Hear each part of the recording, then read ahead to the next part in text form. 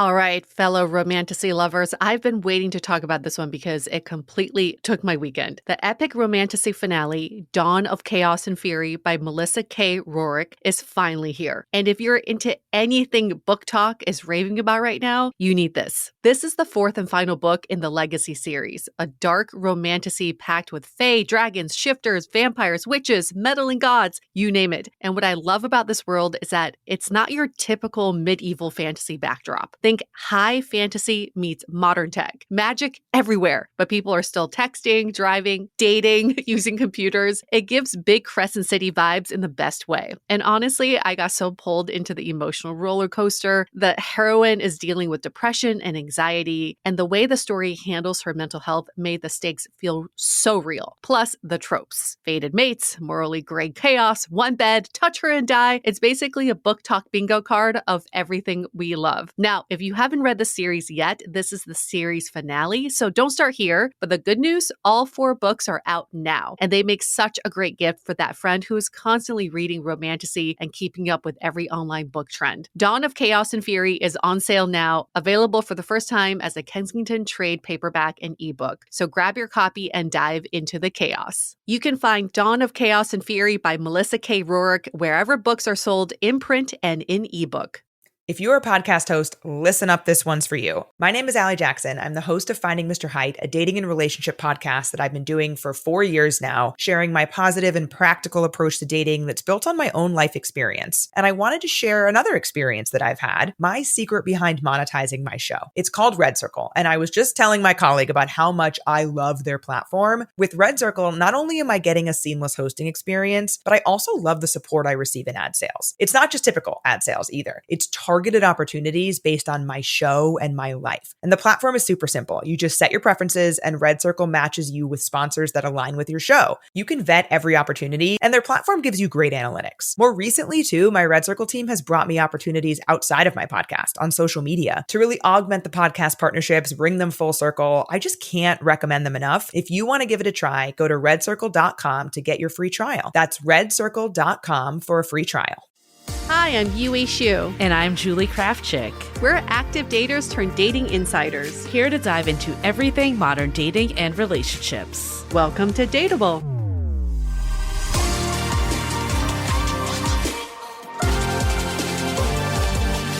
Hello, friends. Welcome back to DATEABLE in 2026. Happy New Year. Happy new everything. Do we feel brand new? Rebooted model. So I've been seeing so much about how 2025, we're exiting the year of the snake where there was so much tension and a lot of things not panning out. And we're entering the year of the horse where there's supposed to be major breakthroughs. Do you think there's any truth to that, or is that just TikTokers spewing things off? I totally believe in Chinese zodiac. Do you know your zodiac sign? Your Not Chinese zodiac? my Chinese one, no. Okay. We'll look it up. I'm a monkey. But the snake it represents a year of shedding. Mm-hmm. So sort of like letting go of the old ways of doing things. But the horse is interesting because the horse puts things into action. So what I keep reading about is snake was the year of inaction. A lot of in our head thinking, analyzing, and horse is going to be a year of impulsivity. A lot of immediate action. We're doing things. Well, that which checks is probably out. what we kind of need. Yeah. I definitely despite having a lot of milestones in 2025 and having a good year objectively, I think there was a lot of that energy still that I was personally feeling. So makes more sense now why there was behind it. Yes. And I think it was for so long, we felt like we were at a standstill. People were getting off the dating apps. People were not texting, not even engaging in dating. So I think this is a good sign for 2026 where I think more people will be engaging in dating. And maybe, I don't know, I kind of feel like hookup culture will make a comeback. in some ways. That's not what I thought you were going to say. I do those feel horses. like I don't know if it needs to be to the level it was, because I think like looking back, like hookup culture was a bit just empty and degrading. But I do think we've swung like too far now that like dating is like clinical and work and interview-esque, and it's just not fun anymore. There's no more magic. So I agree with you that it'd be good to get a little more of that back. You never hear those like first date stories anymore, right? Of just like, like the wild makeout at the end, or you don't get that. Like no one's talking about it. Yes, exactly. And I think because the year of the snake was so much about strategy that we were just all like thinking about planning our love lives. Like what would be our strategy to do this? And I think that it's good to sit back and like pause and think about this. But now it's time to just put it into action and actually practice what you preach. And for so many of us, I think we were behind a screen scrolling through videos, learning. Now let's just actually do it. So we have a really good episode today. Of course, we love to have these episodes when we get back into the new year. What is like our 2026 intention for love? We'll both share kind of the words that we go by. We always like that over New Year's resolutions, but also just like, how do you manifest this relationship?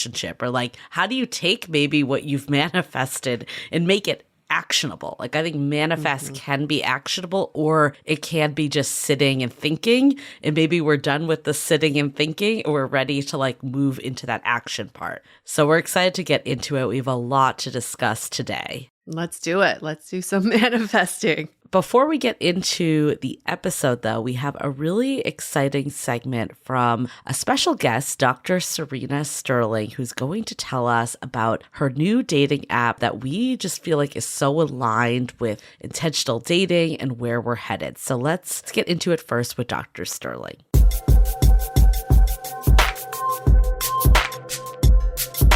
We have a special guest, Dr. Serena Sterling, here to talk about her new dating app, Satya, which is designed to help singles who are genuinely seeking meaningful, long-term relationships by encouraging authenticity and teaching healthier dating practices. So welcome, Serena. Welcome. We're so excited to talk to you. What made you decide to create this app? I was getting so frustrated with my experience being on and off the apps and noticing as the years progressed that the behavior from users was getting worse and worse. And so I felt, with my background in clinical psychology, plus my personal and professional experience on these apps, that I could solve some of the major issues that other apps are causing. Well, then we love the idea that intentional dating is really the norm rather than the exception on Satya. And the goal is to treat others with respect, which is, we've heard a lot of complaints about in dating apps.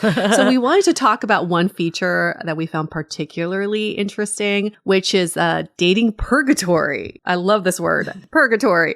What is it, and why did you think it was necessary to have this feature? I decided that there is zero accountability on these other apps. Like, a user can be a fake person, or hiding behind outdated photos, or consistently ghosts and breadcrumbs and does not show up, or not even be single for that matter, and think that they desire a good partner, but they keep treating people terribly. And so that's not okay. It's just not okay to like keep doing that to someone. And yes, I have ghosted someone, before, and I'm not proud of it, but I feel like we learn from our mistakes. And so a lot of people get banned or blocked from apps by mistake. And so if someone gets rated poorly 5 times for ghosting or breadcrumbing or making no effort or like being inappropriate in some way, then they go to this area of the app called purgatory, where they can only interact with other poorly behaving users.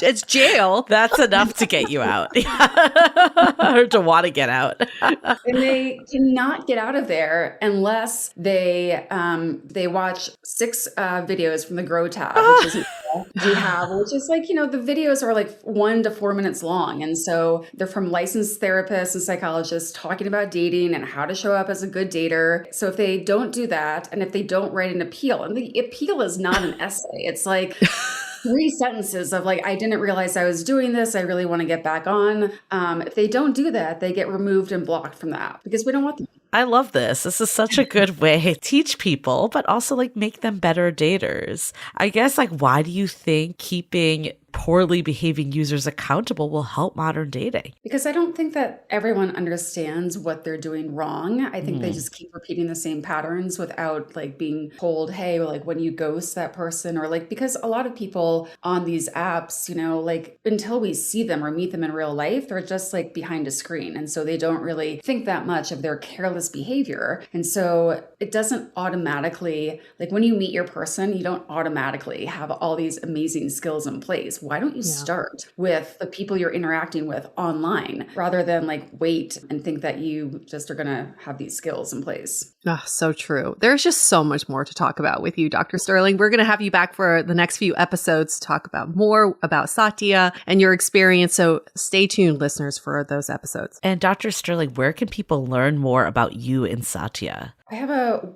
website, satyadating.com. You can also download the app from the App Store and Google Play. Right now it's available in California, and we just expanded to Salt Lake and Park City, Utah. Awesome. Well, great. Thanks, Dr. Sterling. Thank you.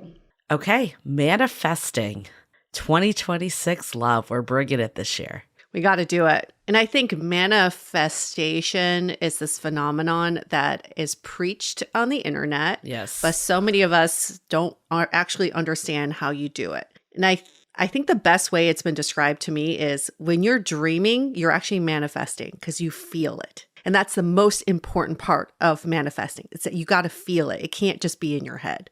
But you can't just like be at home also like being like, I'm manifesting, even if you're dreaming and never do anything. I think that's the part with manifestation that gets me, that it feels a little like woo-woo. I do think though, before I met my now husband, I did manifest a bit, that I like felt it coming, but it didn't stop at just feeling it and like waiting. So I think that's maybe like the missing piece. It's like, yes, you need to believe. I think at the end of the day, believing and having that faith that things are going to work out is so pivotal, but there also has to be steps. You can't feel it until you experience it. Right. And I think in a lot of these manifestation courses, they just teach you to think about your ideal love life. But if you're not meeting people, then you're not getting the feedback of if this is even aligned with what I want to feel in a relationship. Right. And it doesn't mean that you need to meet like 1,000 people either. We clearly are not like dating as a numbers game people. But I mean, I think the first step is really this like getting clear on the relationship that you're calling in, which is a good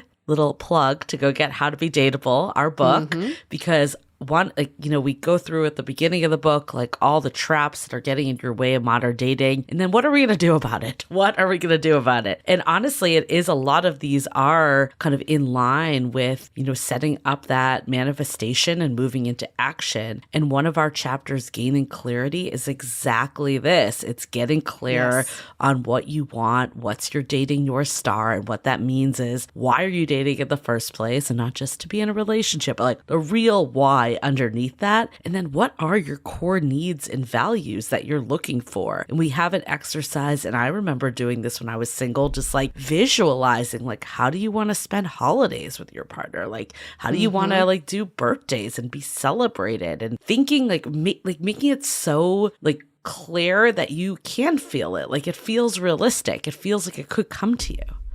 It's so different than wishing. Yeah. Wishing is like, I'm just going to wish for something and hopefully it happens. I think manifestation, the part that we always miss is that it takes effort. We have to be aligned to it, and we have to make choices that are orienting to it as well. So once you have clarity on what you're looking for, all of your choices, decisions, actions, behaviors align to that. Yeah. And I mean, I think a big piece of it too isn't just like, of course, it's thinking about the big moments, like I mentioned, the birthdays, the celebrations, but like you could even think about like, okay, like what does conflict look like with my partner? Like when we have a challenge, are we sitting there? Is it still coming from a place of love? Are we not screaming at each other and doing all the things that we don't want to be doing in a relationship? How do I feel on a day-to-day? Do I feel relatively safe and secure? Am I not feeling anxious, or like some of the feelings that maybe have gotten in the way in the past? I think thinking about all of that is so important. And the reason why we stress it in our our book, and it's coming back now too, is because when you can envision what you want it to feel like, it becomes so much more abundantly clear when you meet a person that can meet those needs. And it feels more realistic. Like it's in this realm and not some outer realm that you have to like transport to. It is so achievable, and we can get there once we set a clear intention. Yeah. So should we set a clear intention for 2026? Yeah. I mean, I think they're all different, like depending on where you are in your stage of life. But I guess like for you, what is your intention? I think my overall intention, alignment, I want to be more aligned with what I want to achieve and what I want to become. And that's in my love life, personal life, professional life, etc. So that would be my word/intention. What about you? Yeah, I mean, I think my intention overall, I was thinking about like what word envisions it. And I think it's like healthy. And that means like healthy in not just, physical health, but like emotional health, financial health, like just feeling good. And that I think seeps into your relationship too. Like if you feel, mentally strong and in a good place, then that only like,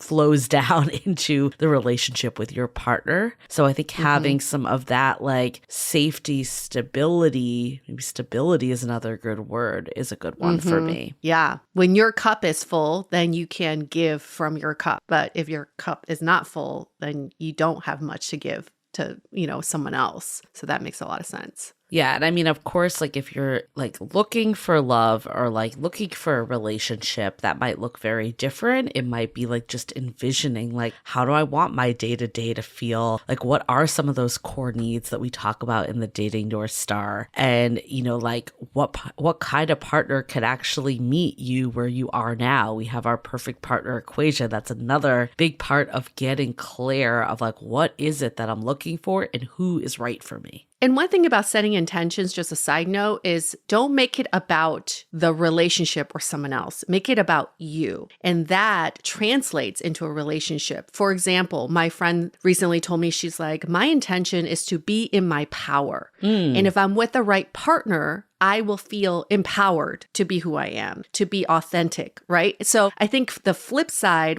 sometimes when you're setting intentions, you might say, I want to feel good in a relationship, or I want to feel like a power couple, or I want to find this X, Y, and Z in a relationship. Make it less about that and make it more about you. I'm so glad you said that, because I think 2025, there was clearly this emphasis on intentional dating.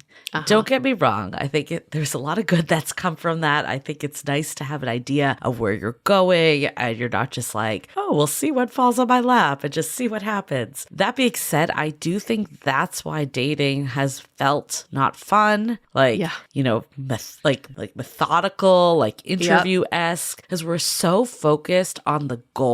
And it goes back to like this whole exercise of like, getting clear on the relationship you're calling in. It would be so easy to say, oh, my intention is to be, meet someone next year and get married in the next couple years. But that's a goal. What we're saying is like, how do you set an intention of how you're going to show up, and then also get clear of the type of relationship you're ultimately wanting? And therefore, you're not just like, okay, I'm going to end up in any relationship, or I'm going to like meet this goal. It's more about like finding what's aligned for you. What you just described is exactly a snake. A snake is someone, it's a year of being in our heads, but also for a snake, there's a winner and a loser. Yeah. And I do think we spent a lot of last year thinking about how can I win in dating? How can I not be the one being broken up with or going through heartbreak, right? And a horse is all about a win-win. A horse is not a predator. So in this new year, we can think about more scenarios that are less about how do I make sure I'm coming out of this okay, versus how do I use my relational skills so that it creates a win-win situation for everyone. So kind of like in dating, if someone's not the right fit for you, then set them free to be with the person who would be good for them. That's a win-win, and not like I need to hang on to them until I find someone better. Yeah, that kind of moves actually into step 2 of, manifesting this for 2026 is remove what's blocking love. And this is a big one. We actually talk about it also in our book. Who would have thought not. It was set up this way. But it was like that. We have a chapter called Letting Go. And in a way, it's very similar. But I think a big piece of this, I know for me, was paramount to get rid of like the wrong people, like you were just saying, instead of holding on so you win. It's like being okay to be like, okay, this person is, instead of being like, I'm dating for the potential of this person, be like, this person is not measuring up. They are not who I can build a life with. The reality is that this is not going to work. I think I was so afraid to look at like reality because it looked like I like was like less than because I couldn't like keep someone. And it's like, do you really want to keep someone that you can't build with anyways? Yeah. And we're keeping it. Is it going to move the needle if you keep pushing uphill? And that is sort of what our chapter about letting go is about in our book is if you keep these blocks in your life, no matter how hard you're trying, you're not actually making any progress. So let's remove those blocks and figure out what's getting in your way. I want to dive into this even more, but before we do, let's take a quick break to hear from our partners. Feel your best and amplify your everyday look with Thrive Cosmetics. Go to thrivecosmetics.com/shine26 for an exclusive offer of 20% off your first order. That's Thrive Cosmetics, CAUSEMETICS.com/shine26. Imagine having a dating coach in your pocket 24/7 and a daily guide so you're never lost. That's exactly why we partnered with Studio.com to create the Finding Your Person coaching app. Now, we were blown away by their AI technology that creates a completely customizable experience based on exactly what you're going through. After 10 years of doing Dateable, we kept hearing the same thing. I wish I had support in the moment when I'm actually dealing with this stuff. So we finally created it. And honestly, we've been so excited about this launch because it brings together the tech we've always wanted, everything we've learned from talking to thousands of daters, and the core content from our most popular course, Finding Your Person, the one that sells out every single time. And inside the app, you'll follow a personalized journey designed to help you get clear on what you want, build real confidence, and break the patterns that keep tripping you up. You'll get quick audio lessons, guided reflections, and simple real-world challenges that make dating feel intentional without the pressure. And there's even AI-powered audio journaling for real-time feedback and encouragement, a coach you can talk to, and insights to identify patterns and growth. Give it a few months and you'll see the difference. Less spiraling, more clarity, and a dating approach that actually feels hopeful and grounded. It's like having a wise, honest coach at your disposal. If you're ready for support that actually sticks and transforms, go to studio.com/dateable and start your journey with the Finding Your Person coaching app today. And another way to do this, which is the next step, is just becoming energetically and behaviorally available. So this just means, what is my energy? How am I showing up? What are the actions and choices I'm taking? Am I aligning myself with how I want to show up in this world and how I want love to show up for me in this world? This is a really good one too, because I think we always are like, we want someone emotionally available, but the question is, are we emotionally available? Like we did this episode, it will still stay with me with Connor Beaton. And I remember like going there because I had this dating situation of this guy I felt like wasn't emotionally available. And he completely turned it to me to being like, okay, if you're experiencing this, what can you do to share your needs, share what you're looking for? And if it's not right, being okay to move on. And I think like sometimes we think we are, like I think before that kind of call in, I'll call it, I was like, I'm being super available. I'm always like ready for a text or like ready to go out. But I wasn't being actually upfront with like my emotions and like how this was feeling towards me. And like you don't always get like the kind of answer you're looking for all the time. But I think having the ability to like have that hard convo with that person, eventually it opened up the right person like quickly after. So I think that is a big piece of it, of just like you could be open, like going out all the time and doing the things, but are you really open? Yes. And that's so in line with that next step, which is acting in alignment. Just like a horse who has a very strong sense of direction, a horse knows exactly where they're going, and they might take detours, but they're going generally in that direction. So let's start getting clear. And I think what I mentioned earlier was like, let's ask the questions earlier. Let's get the answers ASAP. Let's figure out what we want to feel and how this person makes us feel right away. Let's stop marinating, because now you're clear about what you're looking for. act in alignment with it. I mean, this is also something we talk about a lot in How to Be Dateable, our book, because like we have the chapter about investing appropriately, and you can't invest appropriately if you're not taking action. If you're just waiting for the text, waiting for someone to tell you how they feel about you. And like, I'm sorry, it's so archaic to think like, especially as women, like we can't make moves. We're not saying you make all the moves, but you like, I remember getting to a point that I was like, I have too much to do to be sitting here analyzing in my head if someone likes me or not, if they're going to ask me out again. I'm going to get the answer. And that meant like, didn't mean like I had to like text them and like profess my love, but I could text them and see if they were receptive to talking instead of just wait. It's that instead of thinking about a winner and loser, like if you make a move, then you've lost in this game. Think about making a move for yourself. Yes. Will I benefit from this action I'm about to take? Yes, because I'm actually going to get answers. Yes, because I'm actually going to plan out my weekend instead of waiting around coloring. And it all gives you data. That's the most important part. Yeah. It gives you data, and then once you have that clarity, you can respond accordingly. I like that. Okay. So the last bit of this, we're going to leave you with a 2026 love intentions ritual. So write these down. We have 3 things that we want you to do. The first one is 1 belief to release. The second is 1 standard to raise. And then the third is 1 behavior to commit to this year. And if you want to take this a step further, write the 1 thing to release after you write it down, burn it, rip it apart, throw it away, let it go. The 1 thing you want to raise, the standard, put it somewhere up high like a pedestal. And then the behavior you want to commit to this year, put it in your purse, put it in your wallet, something that stays with you every day. So you're symbolically tied to all 3 things. If you want to take it like 5 steps higher, you can sign up for our Finding Your Person coaching app and tell the coach about your 2026 there you go. Love intentions and how you want to set it up. We've talked about this before, but if you're new here,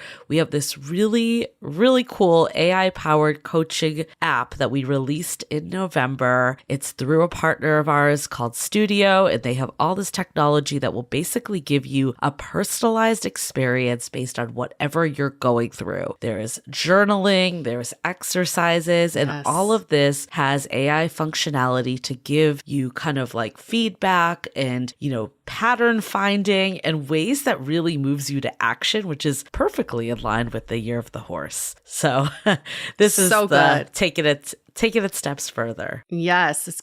Have the AI coach keep you accountable. In fact, that's a prompt you can use. Keep me accountable with my intentions for love in 2026 and give me daily reminders, and it will do just that. So you can find this app at studio.com/dateable. Yep. Or go to our website, of course, and all the info. You can find anything there. So yeah, I mean, I guess in short, want to leave everyone that love is ahead. 2026 is going to be a big year. We are moving into shit happening.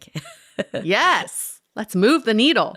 So definitely share with us. We always love seeing comments on Spotify or reviews on Apple Podcasts. What are you doing in 2026? Or even just send us a DM or email us. But tell us how you're approaching this year differently and how you're really going to take the horse by the reins and do some new things that lead to action. Let's have a fantastic 2026, and we'll all see you very soon.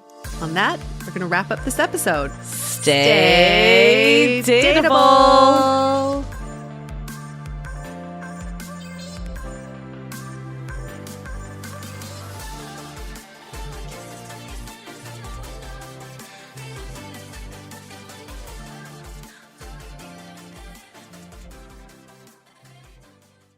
If you're a podcast host, listen up, this one's for you. My name is Allie Jackson. I'm the host of Finding Mr. Height, a dating and relationship podcast that I've been doing for 4 years now, sharing my positive and practical approach to dating that's built on my own life experience. And I wanted to share another experience that I've had, my secret behind monetizing my show. It's called Red Circle, and I was just telling my colleague about how much I love their platform. With Red Circle, not only am I getting a seamless hosting experience, but I also love the support I receive in ad sales. It's not just typical ad sales either. It's targeted targeted opportunities based on my show and my life. And the platform is super simple. You just set your preferences and Red Circle matches you with sponsors that align with your show. You can vet every opportunity and their platform gives you great analytics. More recently too, my Red Circle team has brought me opportunities outside of my podcast on social media to really augment the podcast partnerships, bring them full circle. I just can't recommend them enough. If you want to give it a try, go to redcircle.com to get your free trial. That's redcircle.com for a free trial.